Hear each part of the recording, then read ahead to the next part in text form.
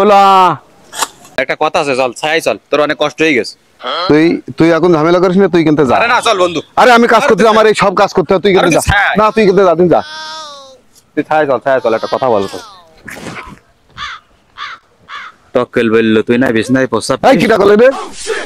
আরে দাঁড়া, থাম তুই, থাম তো বয় বন্ধু, বয় তুই বয়। আরে না তুই ছাড়। আরে তুই বয়, তোর এই আছে। আরে তুই বয় তোরা তুই বয় তোর এই সব কথাবার্তা ভালো না। না তোকে সাথে কোনো কয় তোর এসব ফাও কথা কি রাখেছে? টক্কেল বলছিল না, তোর সব কথা কবি না। টক্কেল বলছিল, তাই তোর আমি একটু জিজ্ঞাসা করলাম। আরে তুই তোমার বন্ধু মানুষ, আমার সাথে সত্য কথাটা বল, আমি তোর মিষ্টি খাওয়া মানে। খাওয়াবিন তো?